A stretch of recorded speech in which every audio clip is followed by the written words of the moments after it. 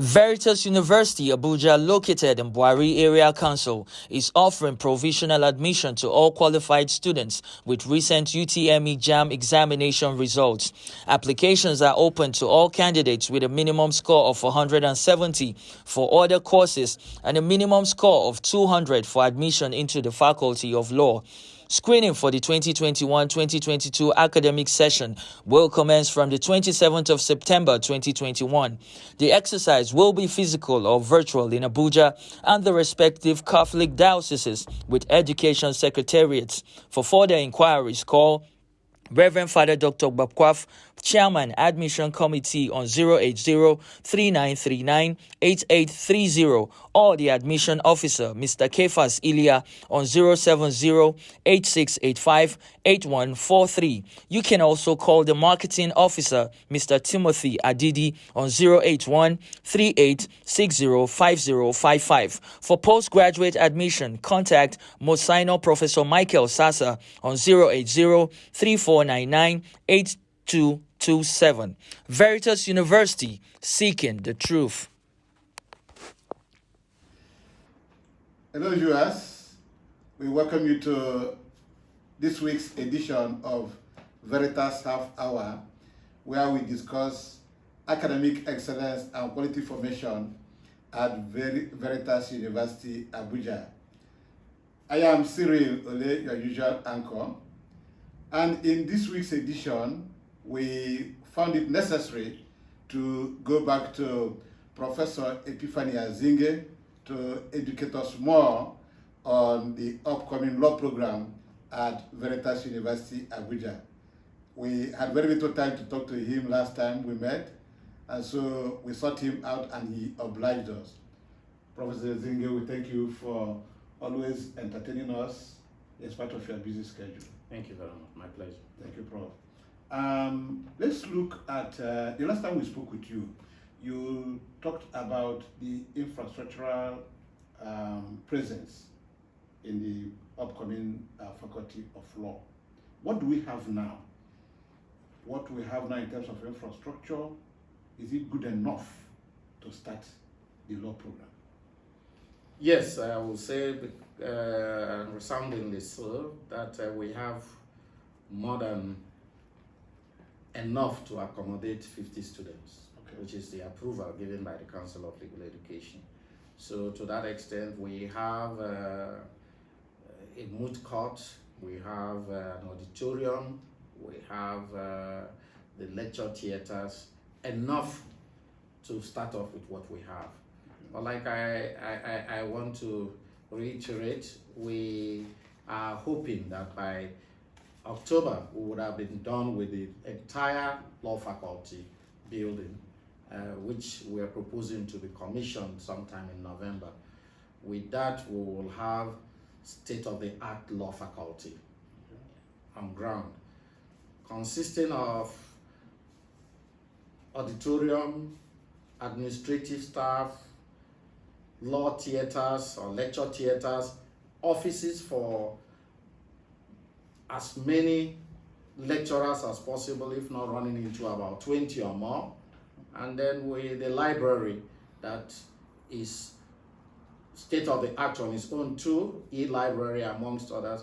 And then the moot court trial, which is almost configured to appear to be a courtroom on its own. So with that, we are sure that we have what it takes. We have what it takes to accommodate both the lecturers and students, amongst other things.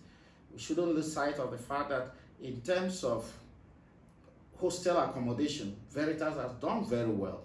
So our students are not only going to engage with first class or first rate teachers, they are also going to be very comfortably accommodated in the hostels. And of course, every other thing about the university setup, security, water, lighting, and of course, the scenery, the undulating topography, amongst others.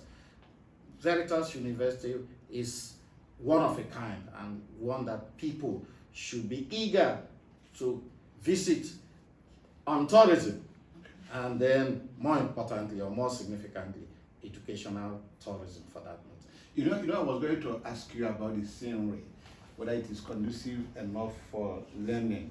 One writer recently came to the university and cracked a joke. He said that if William Shakespeare had been born in Nigeria and he lived in Veritas, that he would have written more works. I think I agree. Now you're talking about the same. Yeah, the scenery is wonderful, especially for people who are really creative in many ways than one. Yeah. Creativity in terms of poetry, creativity in terms of scholarship, robust intellect, creativity in many ways. So creativity in having the quiet environment to reason and then to engage as far as ideas are concerned, generate ideas amongst other things. The environment is superlative, to say the least. And of course, whether it is religion, whether it is sporting activity, whichever way, I believe that the place is so well set out for anybody. And if I have my way and my children are still of university age, I would have ensured that they go there, because I am really, really, really impressed with the whole environment. I was going to ask you again, why would you recommend for me as a parent to bring my children to study law in Veritas University, Abuja? Well, apart from all that has been said, the two things that are critical in pursuit of legal education for me, one, the faculty. Okay. Faculty in terms of the lecturers, and then facilities to a very large extent, facilities. So we have already demonstrated beyond words that the facilities and the facilities in place. Now, going towards November, when we will commission the facilities there, and then of course the one that is booming is the faculty. I cannot just stop thinking of what we have available as a faculty, and for faculty of law. When you have those two, the sky is your limit. Mind you, we also have advantage of being in Buhari, very close to the law school there. Oh, by the way, yeah. That on its own is an added advantage, because whatever it is that you think that you cannot fathom out, you just walk across to the law school, and then any other thing you want is there. We are going to engage. We are going to being in constant engagement with the law school in many ways than one. We can easily ask them to oblige us for our own students to come and observe certain things as close quarters. That is an advantage many would crave for and they may never find. So in all facets, Veritas is well positioned for law faculty or legal education, as the case may be. And it is not something that one should want to appeal to anybody. It is a question of making you realize that here you have the best available anywhere in this country at this point in time. Prof, books. Acquiring good books to study law has always been an issue. I mean, among parents, among students in some universities. How do you think this can be overcome in the Faculty of Law of Veritas University, Abuja? Yeah, that's why we understand that law books are very expensive. Right. That's why we and sometimes scarce. Well, that to an extent, but that's why we are ensuring that we have duplication of books in the library and a first-rate state-of-the-art library, where those who want to engage in the physical objects of reading the book will have the opportunity. But the e-library is also available, where you can use other facilities to reach out and read either from the internet, read online, amongst other things. So we are prepared to cater for the category of students who ordinarily may not be able to afford their own books, to ensure that they don't lack anything. So the provision is already made. So Veritas University law faculty is well equipped for both physical learning and for virtual learning, as the case may be. So we're not going to have a challenge in that regard. Okay. Will there also be opportunities for external linkages with some very popular universities outside the country? Certainly. That's why we feel that in many ways than one, the faculty will be tailored in such a way to suit not just what is obtainable in Nigeria, or what is obtainable in some other climes, so to speak, the jurisdiction, so that we can also monitor what is going on at the same time in other climes, and then see what we can draw from them and what they can also take from us. So certainly we're going to have linkages. With which universities, we don't know, but doesn't stop us from taking from UK, taking from US, taking from Canada, as the case may be. And for those who are into comparative studies here and there, we may also be thinking of maybe India or Australia, and then, of course, nothing stops us from thinking of the best we have either in Africa and then having something to do with them. We are prepared to make this the best we can, and I want to commend the church, the hierarchy of the church, the CBCM, for what they have done so far. Yeah, well, we want to commend them for the leadership they've shown, for the commitment and they've so demonstrated. But above all other things, as far as the law faculty is concerned, the building and every other thing, and the desire, the Vice Chancellor will have our serious commendation and kudos, because he has shown so much passion and commitment to the extent that you will begin to wonder whether he wants to read law or he's a lawyer himself. I will find out from him. But he's done so well. Yeah. And of course, the other people that are behind the scene pushing some of these things, Reverend Father Anthony Azuwike, Father Martin Ongoya, and the rest of them, they've all done excellently well, because I keep engaging with them here and there, and all the other people from externally who have supported the project. And more importantly, I want to commend in a special way and applaud them, the Idibwes, the members of the Idibwe family, especially Anthony Idibwe, Senior Advocate of Nigeria, who bought into this idea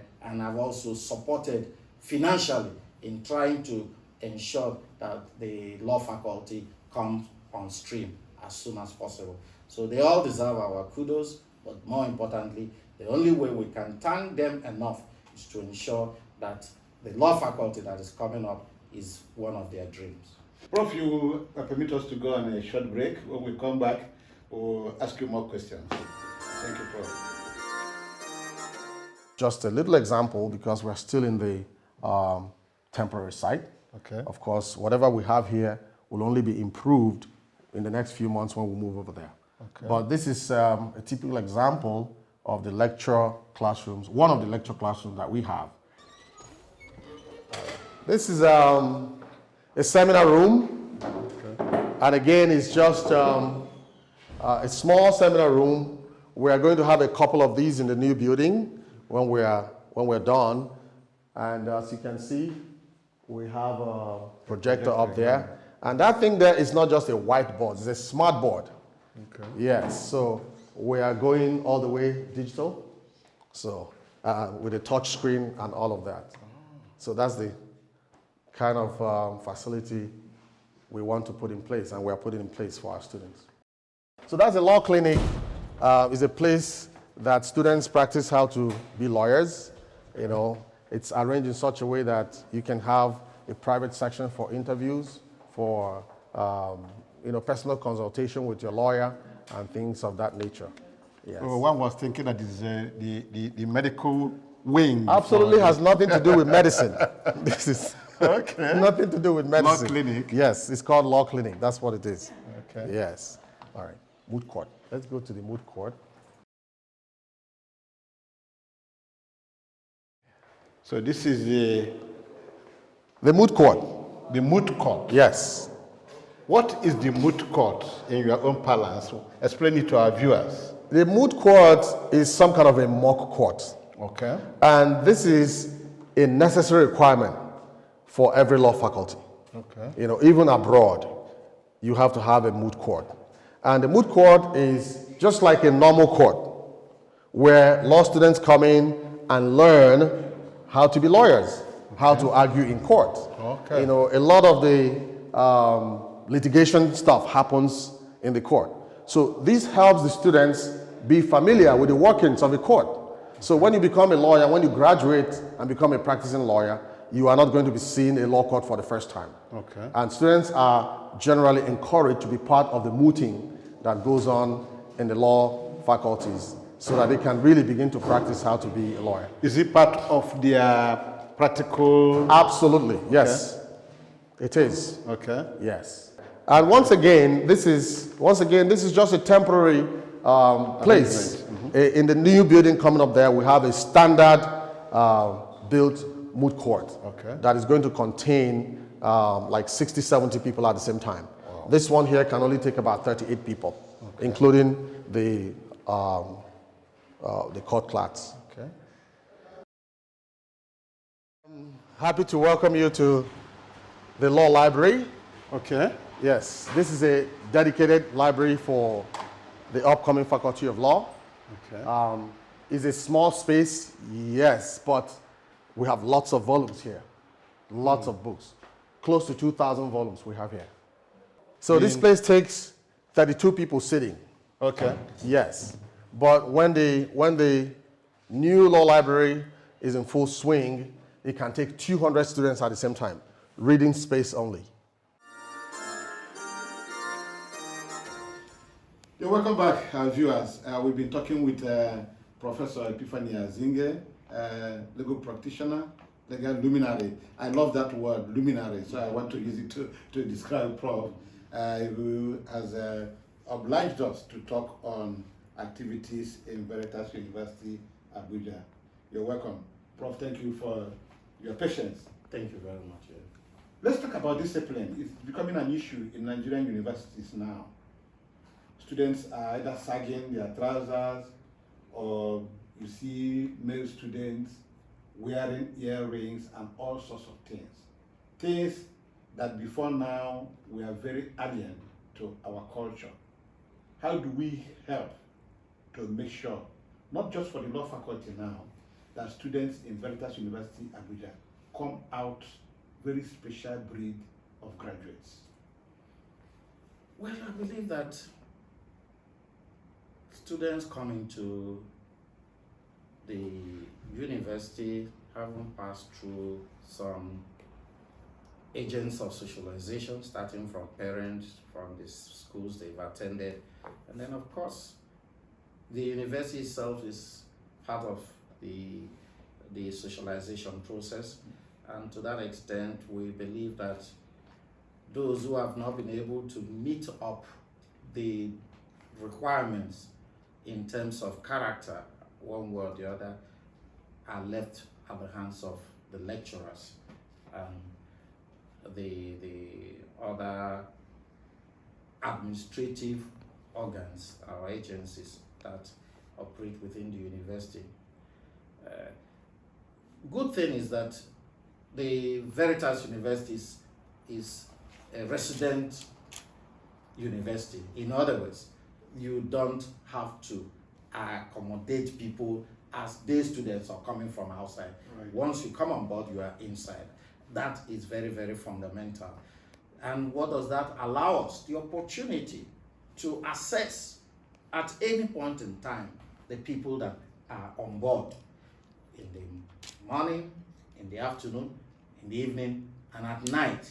And we have people that should be in place to report about the activities of some of these people. And when one is a suspect, quote and unquote, in that regard, in terms of character behavior, then something should be done as quickly as possible. Firstly, to ensure that the person is not given the opportunity to contaminate other people, and secondly, to know whether it is time for the person to say bye-bye to the university. So discipline is not something to be compromised in a faith-based university, especially a Catholic university. So the mentoring process for everybody should be ignited. The mentoring acumen should be ignited one way or the other. It's not just for those you teach in class. You are driving past, you are walking past, and you notice something untoward. The way people conduct themselves, somebody will not be seen to be using Nigerian language, passing urine or anything, just like that, carelessly. People should also be educated and given guidelines. Do you walk on pavements or do you walk across lawns? There's certain fundamentals that should be taught, and they should come in form of a guideline so that the students will internalize, firstly, before you can now apply. Because not everybody should know. Right. But when you give them the guideline and you tell them how to go about it, it is only when they deviate or depart that you can now unleash whatever you want to. So it is also part of the responsibility of the university to ensure that there's a guideline for the students going forward. But for law, it is a little bit easier for us. Really? Oh yes, it is easier for us because we know how to handle our own students. By the time the law students start, automatically, when you see a law student, you will know. Because they will start from their dressing. Once they come in, they are black and white. Everybody. Once you're a law student, you wear black and white. All throughout. You can't change. If we want to push it further, you have to be on a black tie. Yeah, that is the standard all over Nigeria. Once you see a law student in any university, you will know. Because all these mufti, colored dresses will disappear. It is part of the discipline. And we have to monitor it to make sure that it is well ironed and it is neat enough and everything. But that is what you wear. Both the boys and the girls. Okay. So we start along that line on our own. Of course, we need to see the shoe you are wearing, that it is black enough and the rest of it. So we know how to mentor our own students going forward. So you will see, when you see a law student, you will know a law student. So that the aim is that in the fullness of time, you take a degree, you can conveniently say that it is in character and learning. Because more often than not, people argue. People take degrees in learning, but nobody monitors in all is entitled to know whether the character is also part of it. But when the degree is being awarded, it's a degree both in learning and character, but nobody bothers to. Character should not be when you are a cultist and you identify to be a cultist. No, it should be much more than that. And we keep emphasizing that for a faith-based university, and a Catholic university for that matter, we should be above the pack. We should lay the standards. Other people can only benefit from what we have done, and we should set the agenda. Let other people key into that agenda. I believe that if we move along that line, I'm telling you honestly, the sky will be our limit, and people should be able to sing the praises of the Veritas University going forward. This is interesting. Prof, let me also ask you about the Nigerian universities in general. The academic system in Nigerian universities has suffered so much disruptions. It's either the lecturers are going on strike, or the students are protesting on one thing or the other, or there is some kind of dislocation, either between the students and the lecturers, or between the students and government. How do we bring this to the lowest minimum? Well, for me, the good news is that such things can never rear the ugly heads in a private university. Right. So the Veritas is out of it. There are all these unnecessary strikes, ASU. Right. There's nothing like that. Today. So the private universities, they contract out of such anomalies. So, and that's why it is important that we set up very well. Because when we say you are graduating in the next 3 years, on record, you graduate in 3 years. Okay. Amongst other, that's why people struggle to go abroad and pay everything that they need to pay. Because they go out, 3 years, you are graduating. 2 years in Buckingham University, you are graduating, and so on and so forth. There is this predictability. Things are predicted in that regard. How do we achieve that? All the private universities are also anchored on that, and they are achieving it. But for the public universities, it is unfortunate. It's a matter of constant engagement between the government and the lecturers in that regard, trying to delicately balance what should be paid to the lecturer, the allowances that should be paid, among so many other things. It is difficult, but I believe that for me, what is necessary is for us to accept and acknowledge that university education, like any other education, is a priority going forward. May not necessarily be in areas that so many of us are used to, humanities and arts and what have you. We can veer off to areas where we should start thinking about building up the skills and talents that in modern time seem to be where people can easily make money, and where people may not need to be officially employed by government, but they can also build up employment on their own or kickstart employment. We have to be dynamic in the way we reason and the way we set up universities, so that we know that what obtained in the 19th century, 20th century may not be the way forward going to the 22nd century, as the case may be. We should be redefining and rethinking what we do in universities in order to accommodate all areas that hitherto have not been accommodated. But going forward, we're happy that Veritas University is a private university, a faith-based university, a Catholic university, and one obviously that I believe should be setting the standards, and then laying the marker for other people to borrow from. And I don't think we are far from it. Well, Prof, it's always a delight to talk with you. We've been talking with Professor Epiphany Azinge. Professor Azinge is a legal luminary who has helped in nurturing the upcoming law program at Veritas University, Abuja. I wish you can just continue and go on. But Prof, you will oblige us the next time we still want to talk to you. Very well. It's been nice talking with you. We enjoyed it. I hope our viewers enjoyed it. Thank you, Prof, for your time. We appreciate it. Thank you. That's our package for this week, and we'll bring you a fresh episode of Veritas Half Hour, same time, same station, next week. Please keep watching. My name is Cyril Ole. Bye.